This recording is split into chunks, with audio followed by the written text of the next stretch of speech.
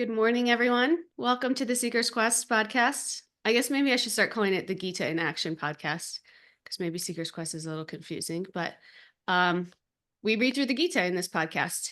And today we are finishing up chapter 1. My name's Radha Priti, and usually I have a co-host, Veda Sar, but he's traveling, so it's a little bit hard to get a hold of him. But I have this wonderful live audience here who's going to help us get through this.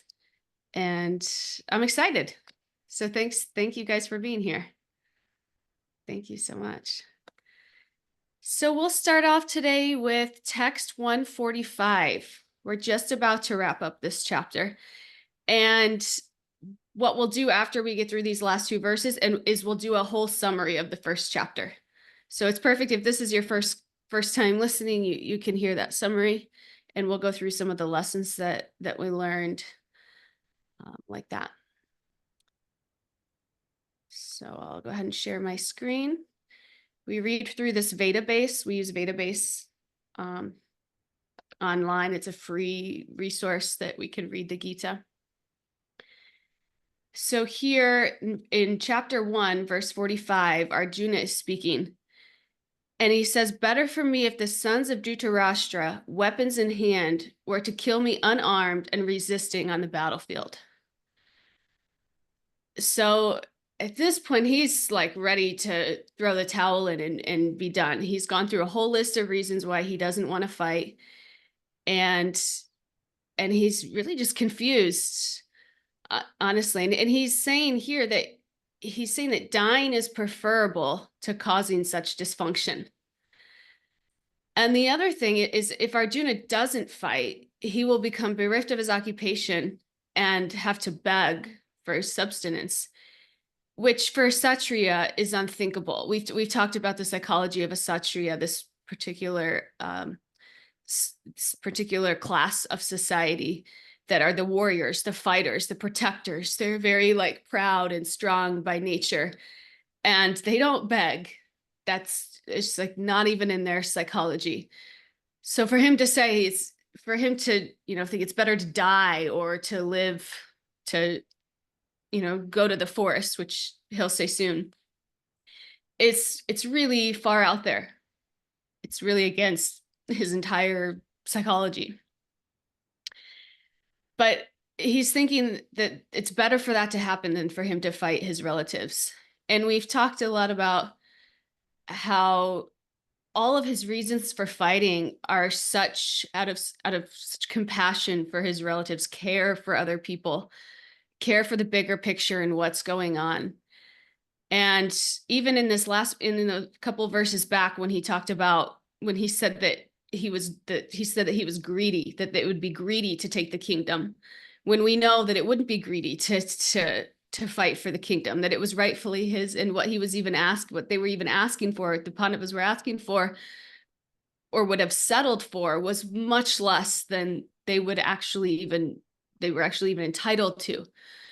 So he's just a very humble person. And this concept of humility, we talk about humility. And sometimes I think in society, we think about humility as being like kind of meek, or kind of like maybe degrading, like maybe self-deprecating. And the thing here that we learn from these spiritual texts is that humility is really not about thinking less of yourself, but thinking of yourself less, right? So you're thinking of other people more. And it really indicates, in spiritual sense, it indicates such a trust and a belief in something bigger than ourselves, knowing that we're not that center, that our ego, we're not the center of the world, the center of even our lives. There's something much bigger, and we're connected to that. And we naturally have a sense in that. We have a feeling in that. And so the way that we move in this world, the way that we speak in this world, it's less I-centered, me-centered, and more focused on the collective. And the other thing about humility, I think, is sometimes, I think as you get older and maybe you even get like more well-versed in a certain subject or area, you kind of learn, like, the more you know, the less you know. or even like life will teach you this, right? Like when we're young or we just graduate high school or college, we think that we have it all figured out. And then our experiences make us humble, our relationships make us humble, or we have a couple kids and then we realize, how small, how insignificant we are. And not in a bad way, not even in like not in a negative way, but in really kind of a beautiful way. Um, our role is, we're really so small. So Arjuna has this. Arjuna has this quality, and that's beautiful. Does anyone want to comment on? Ooh, Eva, let's hear. What do you have to say about humility, Eva? Yes, I hope my environment is not too noisy. I can't quite control it here. No, it's great. I had to think of something I learned in the monastery about humility, because there they told me humility is about being exactly in the truth. So if you think of a person, they may be arrogant or they may have low self-esteem, and it both are not humility, but humility is right, seeing things for what they are. And I think that's very close to what you just said. Like, if you think of God being the center of everything, that's also about truth, right? Rather than yourself being the center. But I like this because we can kind of sense that whether people are arrogant or low self-esteem, both takes energy away from you, right? You have to give them something. Whereas humility is just like being as things are, like as you are, seeing yourself as you are. So, thank Yeah, you. that's beautiful. I like that. And that arrogance and the low self-esteem, it's like different sides of the same coin, right? That ego coin. So it's still very me-centered, I-centered. I'm worried about how I'm gonna look. I'm not good enough. So it's definitely still putting yourself in the center. But yeah, seeing things as they are. I love that definition. Thank you for sharing that. Erica, did you want to share with us? Yeah, I was just thinking about humility and connection. First I want to say, when thinking about like uh you were talking about like our significance, and I always think of like how small we are whenever there's like a nature documentary or like something about outer space and like the universe. I always like get anxiety when it like zooms out of how like small we are, of a speck. I'm like, oh my goodness, like we're so tiny. Like that like freaks me out. But I think humility like helps us better connect with each other. It's like when we at Gita Nagari in the past, we've done like a workshop where it splits us up into like the emotion that we feel like we struggle with the most. It was like anger, fear, anxiety, depression. Fear and anxiety are the same. But anyway, we found that like in each group, no matter what individuals were struggling with, that they feel so alone on their journey. It's like Mm. they're still struggling with the same emotion. So we're all the same. Like we're all humans, and we're all still experiencing the same emotions, no matter who you are or what individual journey. So that's very humbling to realize. Hmm. Yeah, that's beautiful. Thanks for sharing. There's like a certain level of vulnerability in that humility, where we Mm-hmm. learn that, yeah, we're all really more alike than we are different. And in that we're going at it together and not alone. And that can be really a huge relief, and really the only real way for survival, right? And getting through things, and yeah, conquering life's obstacles.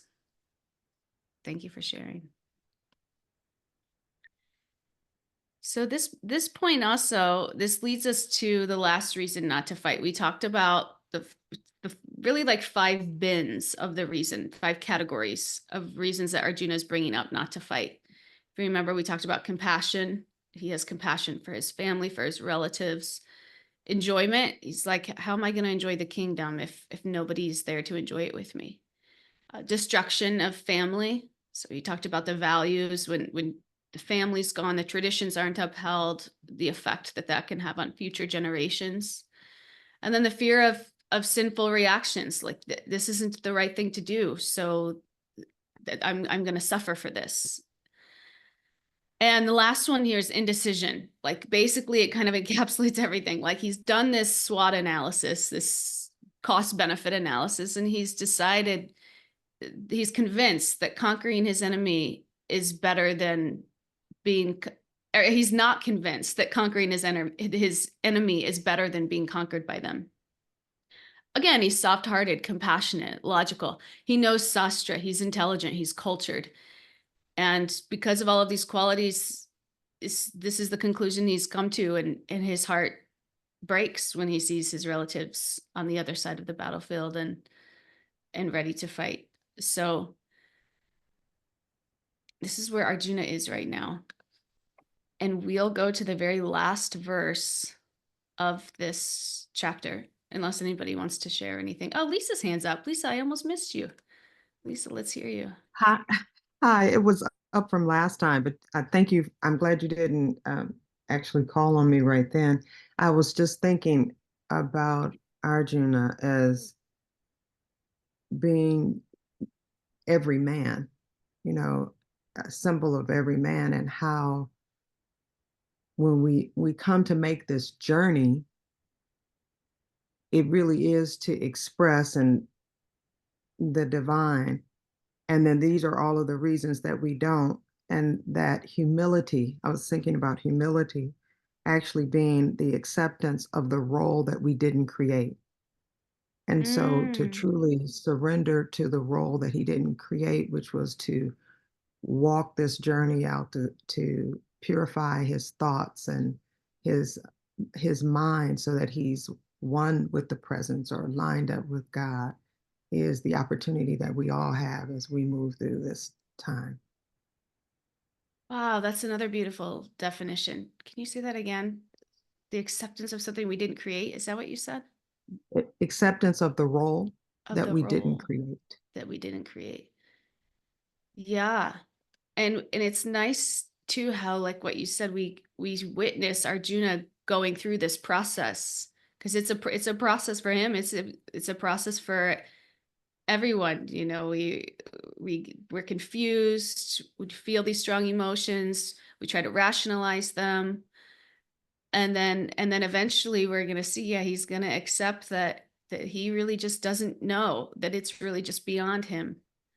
And in that he turns to Krishna and turns to divinity and asks for that guidance. So yeah, that's beautiful. You can all learn from that. May I just ask a question?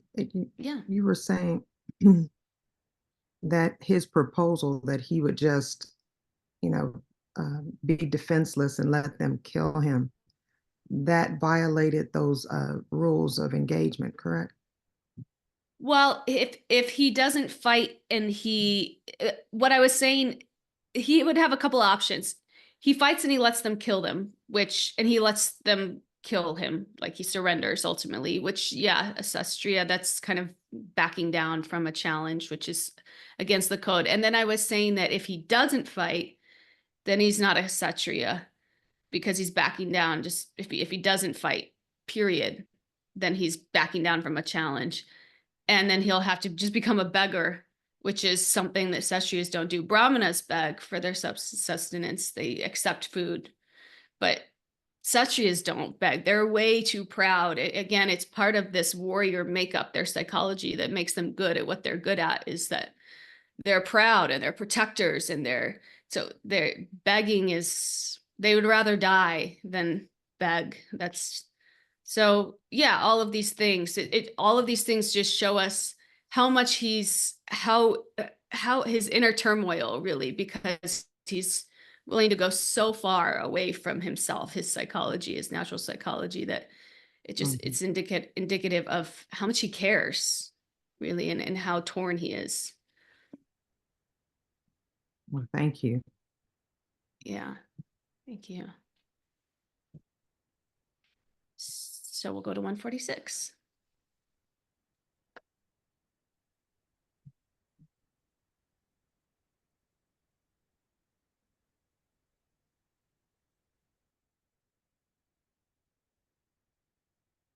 Last verse of the first chapter.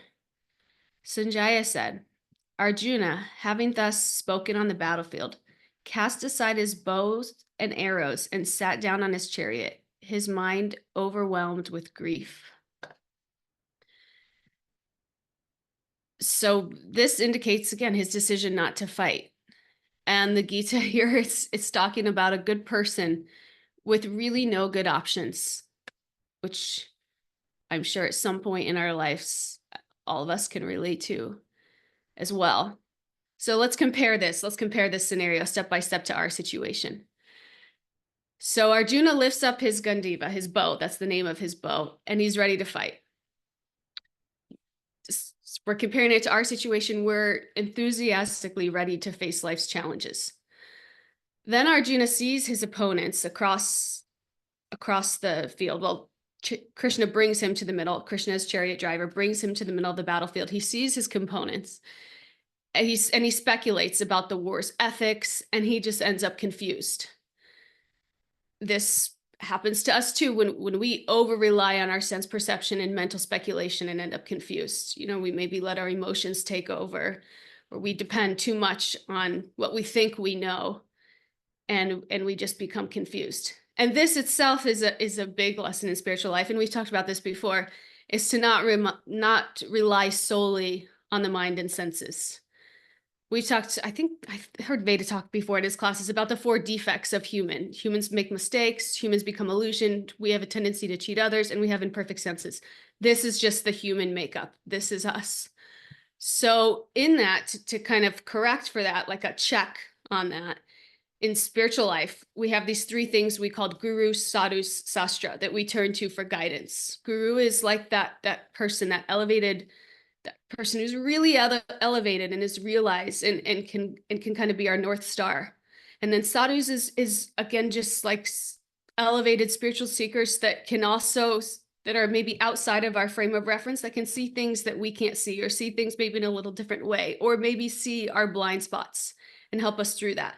And then sastra is a spiritual text that we try to interpret and we try to apply to our lives. So these things are like checks against our own human psychology, because naturally we have these defects because we're human. We all have them. So a big lesson in this is that we don't just become carried away by what we think we know. It's like also ties into humility, right? Like we're not the all-knowing, that we don't have all the information. We're just like part and parcel. So we need to have some kind of strategy for getting knowledge that's higher than ourselves, that's available outside of our cognizance, outside of our limited experiences and knowledge. And so this is what we do in spiritual life. We have these 3 guru, sadhu, sastra, these 3 checks on our own thoughts and our own, GPS, our own internal GPS to help direct us. And so that's Arjuna sees his opponents, he speculates, we do the same thing. We over rely on our sense perception and mental speculation. And then Arjuna puts aside his Gandiva, his bow, in despair and dejection. Same thing, we lose our will and enthusiasm to face life's challenges. This is our process. This is just to show that Arjuna's process is our process. Like Lisa said, Arjuna represents every man. Arjuna hears the Gita and he becomes ready to fight. We haven't seen that yet, but that's what's going to happen. He's going to get this higher knowledge, and it's going to change his conception of reality. And when he plugs it into his mental processor, he feels different, because he's not just relying on his own sense perception and mental speculation. And we can do this too. We can hear the Gita's wisdom and become rejuvenated to face life's challenges. And that's why it's here for us. It becomes our North Star. And with the help of guru and sadhus, people that have walked this path before, people that are more realized in it, we can begin to interpret it and apply it to our lives in ways that we'll see will become enriching in every way. Because this is necessary for life, like a guidebook, like a manual. And Arjuna's bow represents our will to fight, our enthusiasm. And life is like a battlefield, and we have to fight sometimes, because sometimes it's just too demoralizing. Now, Arjuna's fight is quite different than the fights that we face, daily or monthly, or, the battles that we face. But sometimes we have to pick up our bow and we have to go through it and we have to learn the tough lessons. And that's what this is symbolizing here. And so right now, Arjuna puts down his bow. Symbolically, at the end of the Gita, he picks his bow back up. And similarly, same our journey, we can all get demoralized through life, but we can all pick our bow back up and move through enthusiastically, with a holistic understanding of the Gita and our reality and our place and purpose, in which the Gita will tell us. So it can help us regain determination, just as it helps Arjuna regain his. So that's just kind of a parallel. I love that Lisa just said that Arjuna was every man, because that's just kind of walking through Arjuna's experience here in the first chapter and showing that really it represents our experience, even though this is so like it's another time, it's another place, it's another circumstance, another culture. What the Gita is really trying to do in this first chapter is put us in that chariot and say this, show us that this is you, and Krishna's going to come and we can get all of the benefit that Arjuna did from Krishna's instruction if we're open to receiving it. So does anybody want to comment on that before we go to the next point?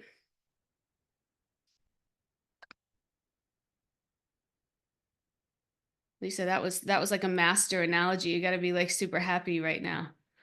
Lisa's like our analogy guru or our metaphor guru. Thank you.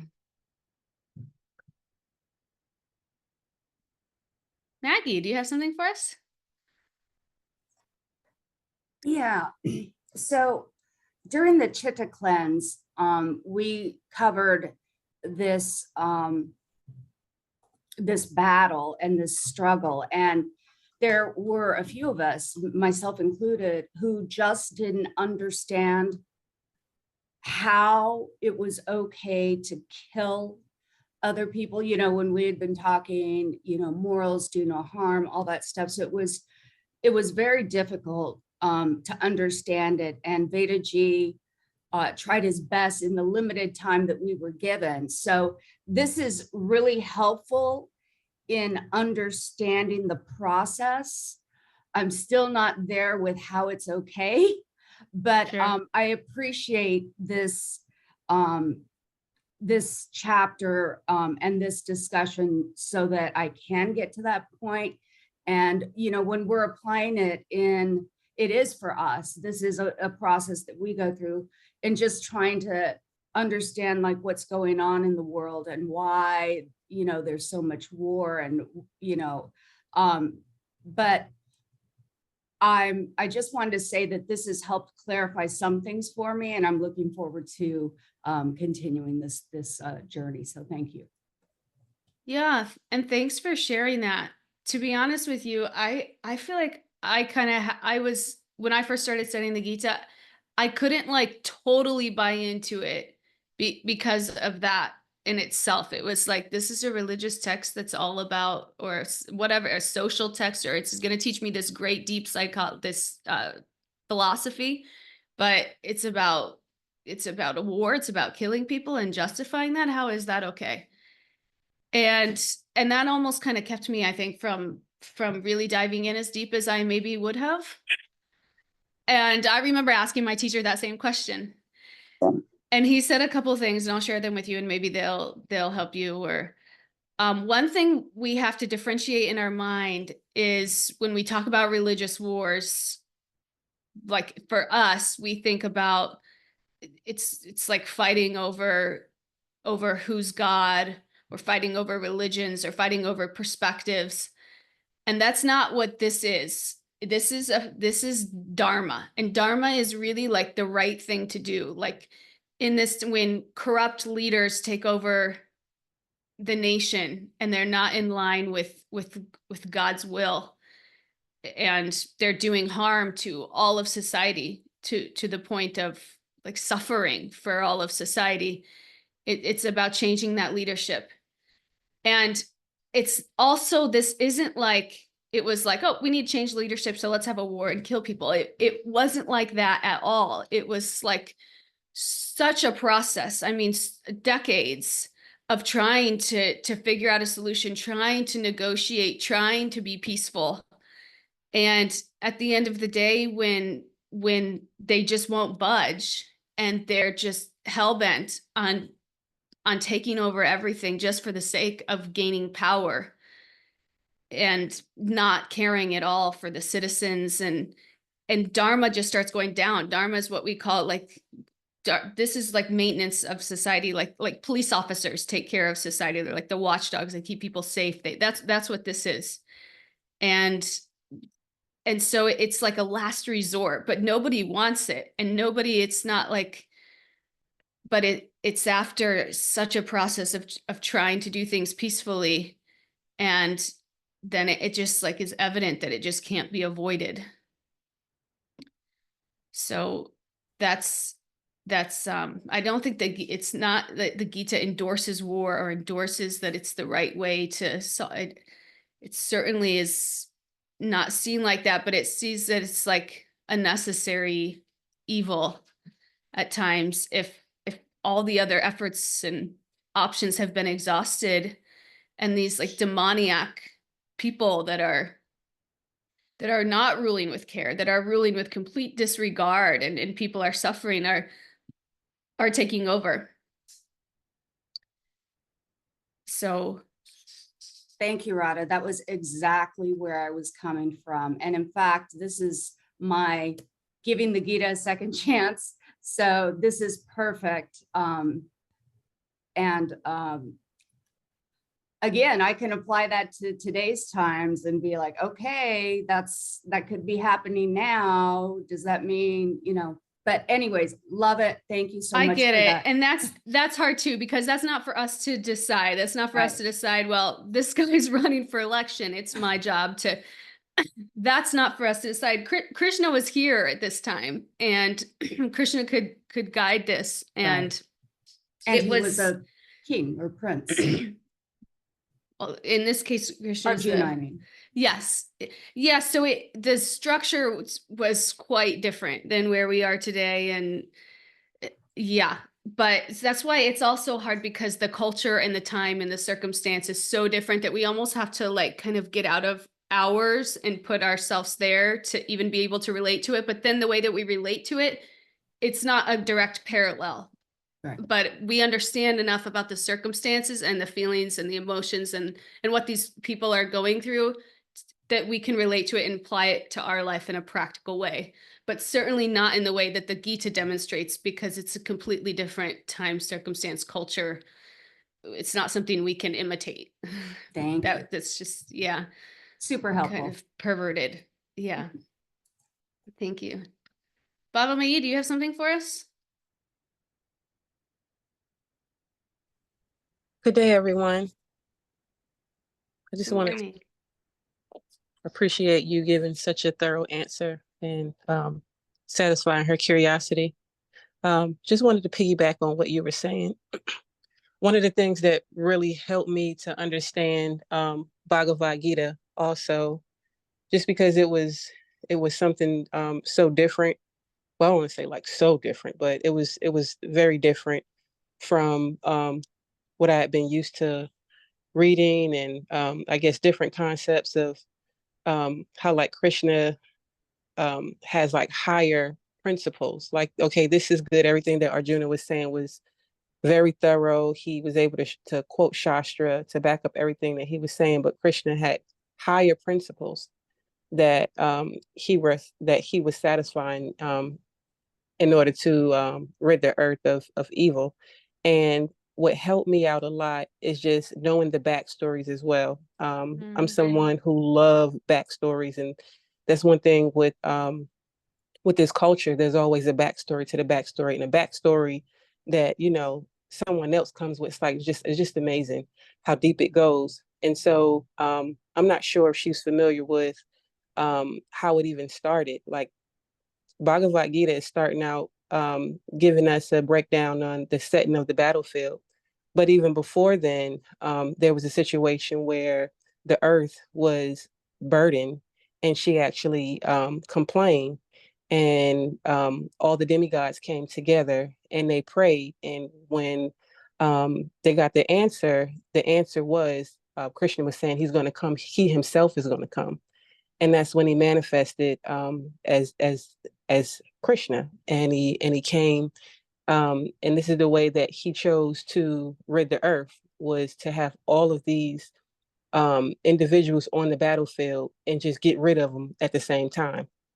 So even though it sounds like something far-fetched, like all this killing is going on, Krishna explains, like, I did this, I'm the reason. Well, he'll say that later, but I just wanted to mention that. And also, one of the things that I learned from my guru, Devamrita Swami, something that stuck with me that he said was, Bhagavad Gita is not pro-war or anti-war. Bhagavad Gita is promoting to end the repeated cycle of birth and death.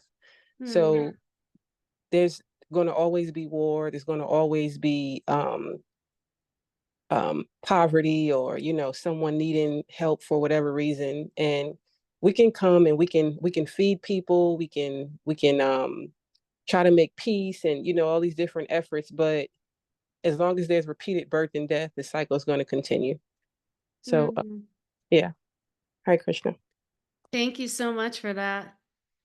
And yeah, some of the backstories too, they get very esoteric and they get very so way out there. Like, I worked in nuclear industry. I remember walking around the factory and being like, this is like being in some kind of different world. Like, it's hard to even conceive unless you see it. And sometimes when a world is so different than our own, it's like maybe so hard to accept. And the good news is, we don't even have to really accept or be 100% bought into that to benefit from the Gita. If we can it's the things that we maybe don't even quite understand or connect with or really buy into, we can kind of even put aside and lean into some of the other teachings, and naturally that will build our faith. And so if we can do that and just kind of say, oh, that's pretty far-fetched, there's demigods and there's, wherever we are, if we can just kind of say, okay, maybe not, and apply some of the other lessons to our life in a practical way, we can build faith that way. Or not, but there's no denying that these lessons in the Gita are eternal and universal and can benefit our lives. The more I study the Gita, the more I'm like, I've done so much stuff in psychology, I've studied so many other subjects, and it's it's all just watered down from the Gita. It's all just taking parts of the Gita and then applying it to their area and then using it. And that's been my experience and has really helped me to build faith in the Gita as I progressed forward. So even if you're not there yet, that's okay too. So, and then you said another thing, Bhavami, that I wanted to comment on. That was really nice. Oh, that it's not a book about war. Yeah. No, that's just the setting. That's just the kind of the huge obstacle, the challenge that's created, that is the impetus to Arjuna falling to his knees and asking for this knowledge, because that's this the circumstance that Krishna created so that we could all benefit and learn this knowledge. Oh, and one other thing, if you do believe that the people on the war, they were all liberated. They all went back to Godhead. So nobody really, it was a good ending for everybody. If you believe like that. So another lesson though that we learned from this verse, from this experience that Arjuna is going through, is to never make irreversible decisions based on reversible emotions. And I think we all could have a tendency to do this. When we become strongly emotional, we tend to make snap decisions. We may terminate relationships that took a lifetime to build. We may, rashly leave a career or some big thing in our life that maybe we come to later regret. And the thing is, emotions are ridiculously reversible. What we feel at one moment, we may feel totally different or even oppositely later. And the Gita is spoken to prevent Arjuna from taking such an irreversible decision based on a reversible emotion. So he's the foremost archer of his time. He's about to fight the most important war of his life. War was essential for establishing Dharma. Again, Dharma is the right thing to do, the ethical order for maintaining society. At this point in the time, that was what they had to do. And he's overwhelmed by emotion and about to quit the war. And fortunately, Arjuna has the guidance from Krishna, who has deterred Arjuna from that catastrophic decision by speaking the Gita. And the Gita helps Arjuna see his emotions in perspective in the context of his spiritual identity and his ultimate purpose. And again, the Gita can do this for us as well. It can ground us in a bigger picture than ourselves, thereby ensuring that we don't take our emotions too seriously. And this doesn't mean that we neglect or suppress our emotions, but it means that we aren't controlled by them. And we'll learn that in the Gita specifically. You know, our emotions can be good, like triggers, like good targets, like something's off inside of us, but it doesn't mean that we become controlled by them, that everything around us is that the next actions of our behavior are dependent on how we're feeling at that time.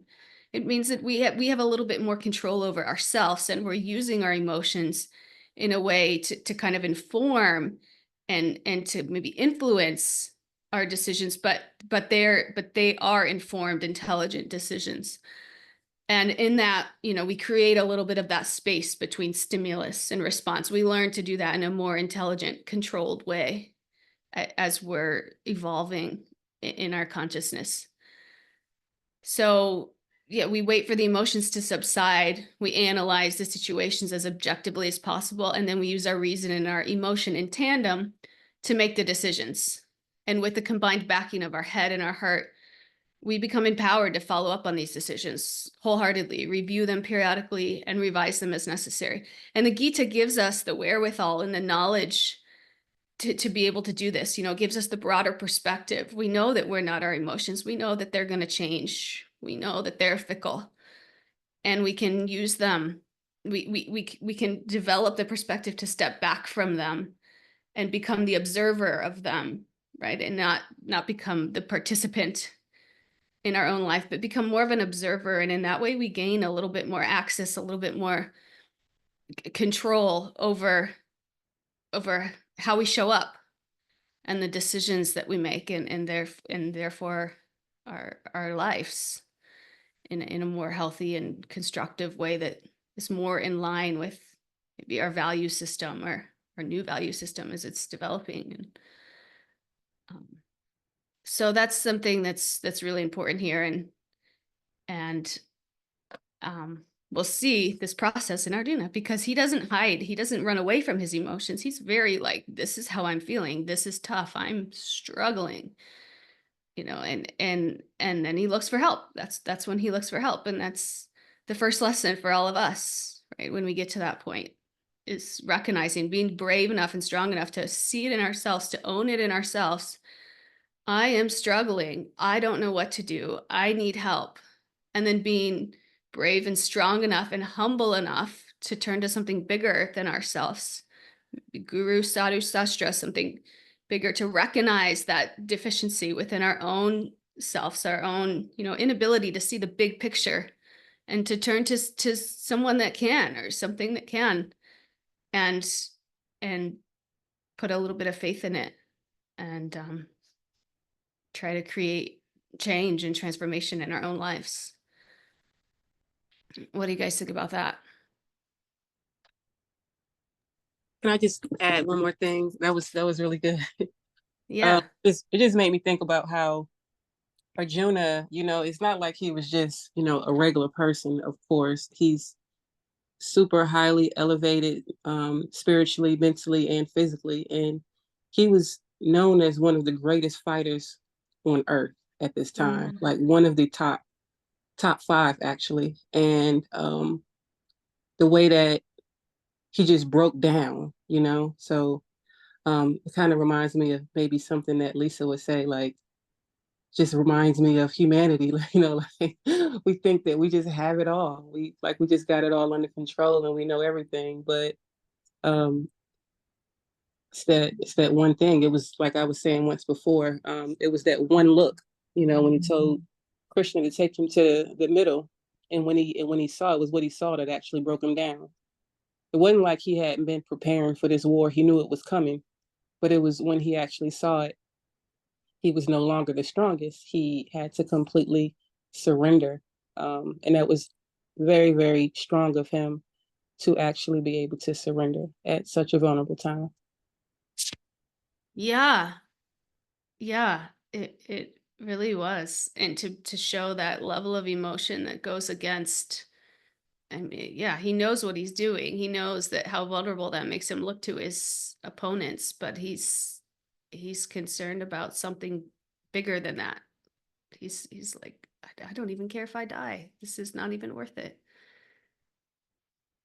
Yeah, that takes so much strength. Nild. Um, so thank you all.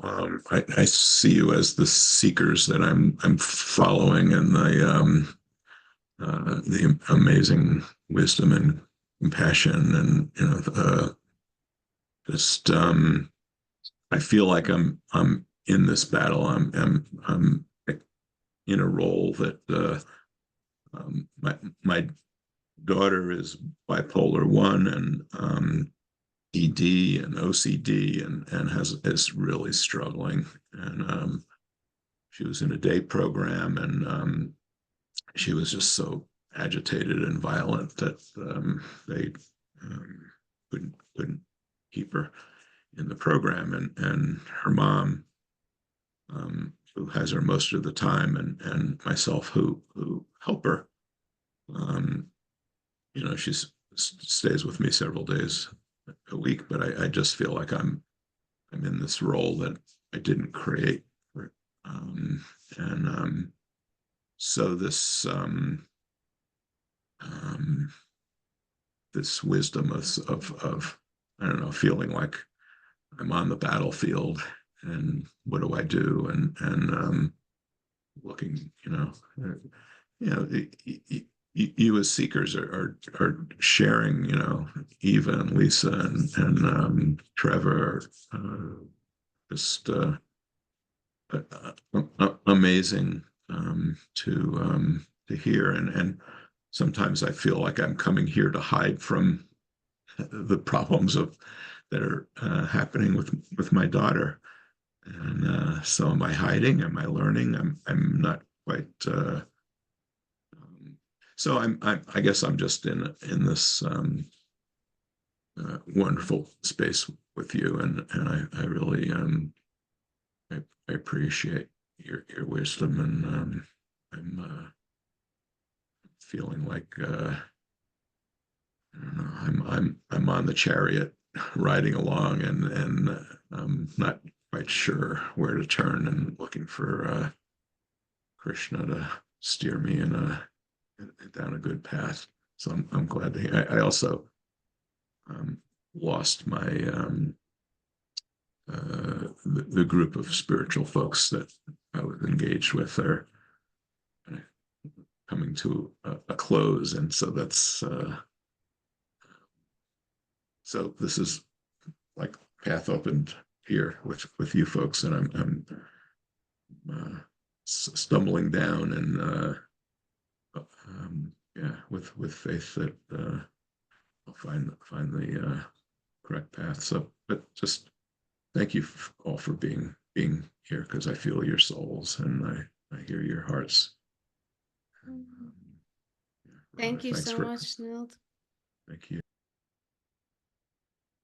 And to answer your question, you're hiding, you're searching, I think you're nourishing, right? We all get nourished by connecting to something bigger than ourselves. Even just our Sangha is bigger than ourselves, and knowing that we're all in this together. Like every one of us on this call or listening to this is is on some battlefield in their life right now. That's what life is, right? And knowing that we're all going through it together, and sometimes my battle may be small and yours may be large, and then it'll switch as time progresses and switch back. But knowing that we have this community of people that are facing this together and are trying to put one foot in front of the other the best that we can with the knowledge that we have, it enables us to really have the strength. We can rely on this collective strength to do it together. And we can end these calls, we can feel inspired and motivated, and then, you know, then we become drained, and then we need another one. It's just like nourishment for the soul, this community, and it's a beautiful thing. That's what Sangha is. So thank you for being here and being a part of it and sharing your story. Corey, would you like to share? I'd love to hear from Corey. So I love this section of the Gita. It's personally, like, I think the most meaningful, at least for what I'm kind of going through right now, or what I've been going through. And I just want to kind of add on to the idea of like Arjuna representing just like the human condition and our human emotions. And when you're talking about like Arjuna, you know, experiencing this huge range of emotions, and they're so severe, like, you know, the gravity of he's on the battlefield and he's ready to sacrifice his life. He's ready to sacrifice his identity, everything, because he's just to this point of the conditioning on him is so strong that he has an impossible problem, basically, that he can't solve. And the only way, like, he's down to his last, the last thing he can think of to solve this is, I have to kill myself. I have to kill my identity. I have to do something really severe. Like, my soul is not okay with this. Like, something has to change. Something, you know, so I need to take some action that I am not thinking of. And what this like really comes down to, like, it's not, you know, specified in the Gita, but this is a suicidal urge, right? He's on the battlefield having these suicidal thoughts, and it's this severe like grief and gravity. But what's so powerful is the way he handles this is he's not, oh, I'm going to go kill myself, or like, I'm scared that I'm going to go kill myself. He's recognizing that the darkness before the dawn that's here. And he manages this by taking that impossible situation and surrendering it to Krishna and saying, Krishna, please help me see what I'm not seeing. Help me remove this conditioning. And that enables him to like get through this suicidal urge. And I think so many of us, I don't know, I've talked to people, we have suicidal thoughts, and we're so ashamed to even say it to even our closest friends and family, because we're scared of how they might react, or their fear, or they might think we're going to kill ourselves. And so like just having this, I don't know, basic, you know, this fundamental spiritual text saying like, this is part of the human condition. If you experience this, this is totally normal. And here's a really constructive, powerful way loving way to process this like really terror thing. And you can get through to the other side and see something truly amazing that you didn't realize was possible. And so for me, and kind of going back to this, like, how can you kill your family? How is that okay? What I realized is I had voices in my head, which are basically like, you know, my parents, like, you know, repeated things that they kind of said to me that I was now repeating to myself. It's not them anymore. I can, you know, they can be geographically away from me and they're still with me, right? Those voices in my head are still with me, but it's not them. It's something I've created. Yeah. And so what I had to do was I had to pretend I was Arjuna and kill those my parents, in the sense of the voices that they are in my head, not the real people. Sure. And what happened as I'm going through this process is my relationship with them is actually improving, because I've killed them in my head. I've killed that attachment to something that wasn't really them. And so there's like the power of what Arjuna is experiencing, and what he's like allowing us to emotionally experience this extreme gravity. It's so beautiful and so amazing. And it's just been so meaningful to me.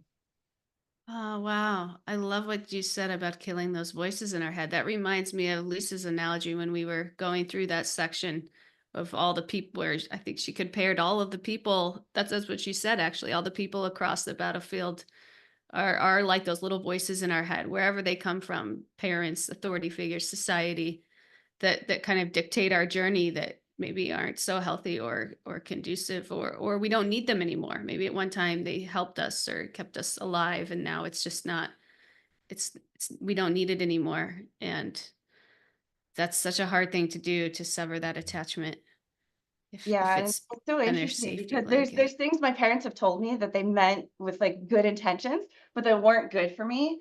And I was holding on to that because I was holding on to them. And the reality is they Yeah, don't even want me holding on to the, whatever thing they said, because right. they want me to make my own path. But they don't always know what that is. And that's hard as parents, right? Letting go and like letting your child suffer suicidal thoughts, right? That's really hard to like bear. But like that letting go and letting each of us be on this journey where we really have to experience this full range of human emotions, and it's really hard, but it's so needed. And it's just part of the experience, and we have to go through it. Oh, that's so nice. Thank you for saying that. Yeah, and even like deciding what you want to replace those voices with, and that's what the Gita provides us, is this wisdom, this knowledge, new voices in our head. These texts, this sastra, we can memorize these slokas, and they could become the new voices in our head, and we can see how that feels. And I know for me, that's been like completely transformational. Like the best voice I've ever had in my head. I haven't seen anything be more effective in my life than that.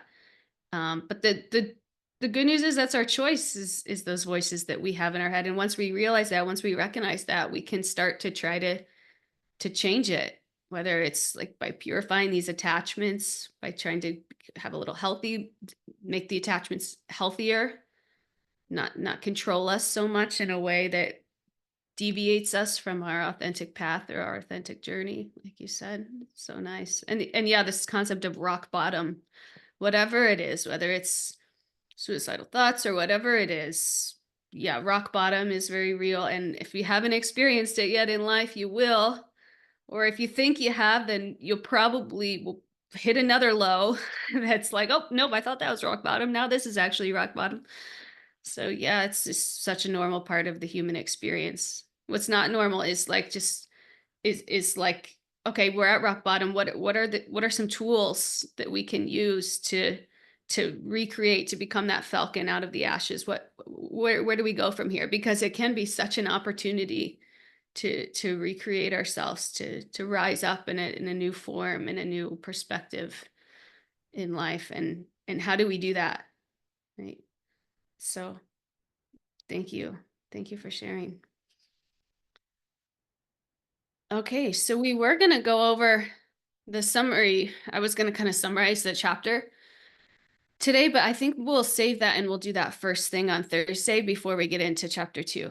It will be short, but just to kind of go through the different sections of the first chapter and what we learned from each one, the evolution, and then we'll go into chapter 2. So does anybody else have anything else they'd like to share about their experience in chapter 1, or how they're relating to the Gita, or anything like that before we end for the day? I just wanted to say that I've read the first chapter so many times, I never get very far in the Gita. And I keep hearing the premise that we're going to want to pick our bow back up. And I'm really excited to finally get there with you all to reach, because I'm one of those people, I pick up the book and I make it through maybe 3-4 chapters and then I trail off, and I'll pick it back up with gusto. And this time I'm going to do it right, start from the beginning. And so I think I've read the first chapter maybe 10 or 15 times. So I'm excited to have you all with me so we can make it. So thank you. Thanks, Balaram. I feel the same way. I did the same thing. I think until I found a teacher that really, I felt like it made it relatable in my life, that then it started to become real to me. And then it was like, but it can be, even the verses, they just read very esoteric and like, okay, how is this real in my life? But it actually really is, if you find a teacher who can decode it. And basically what I share with you guys is notes from my teachers and experiences. So I'm not that teacher, but I can represent them, or I try to represent them. And that to me made all the difference. So. Thank you. Thank you all. I just want to Any- say you do a great job of representing your teachers. Thank Thank you you so so much for much. your work and your love. It's felt every week. Thank you so much. Thank you, Lisa. That is my sincere prayer, is to represent them in a sincere and accurate way, to invoke the same transformation that I started to experience and am still experiencing and will hopefully continue experiencing for many years to come, and with this beautiful community. So thank you all. Just out of curiosity, was it Chaitanya Charana? Yeah. Yeah, I have he's several. amazing. He is amazing. Chaitanya Charan, I really connect with. Yeah, so he's probably number one. And then I have like subsidiaries. Like if I'm like kind of confused about something there, I'll go to one of their texts and see what they say and then try to put it together.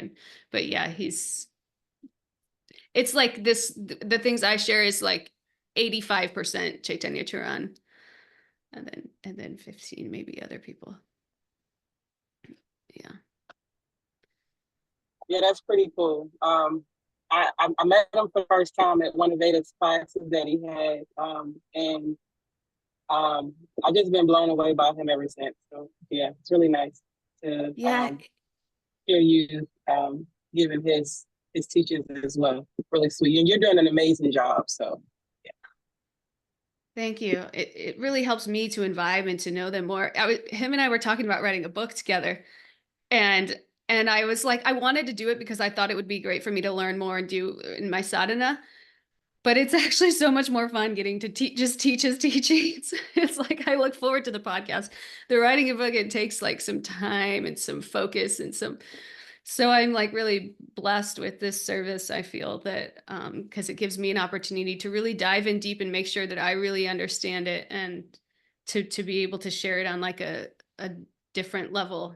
But those of you who don't know Chaitanya Charan, he's like the spiritual scientist. He's like this genius.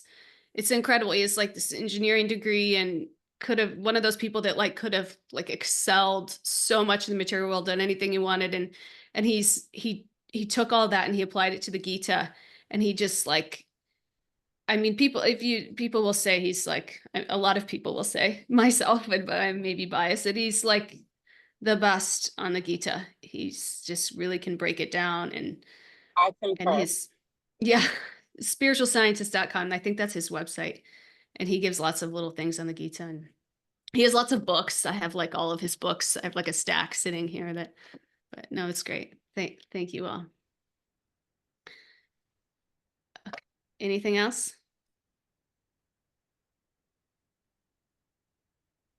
Okay. Thank you all. I'll see you all on Thursday. Appreciate you all. Thank you. Thank you, Dada. Okay.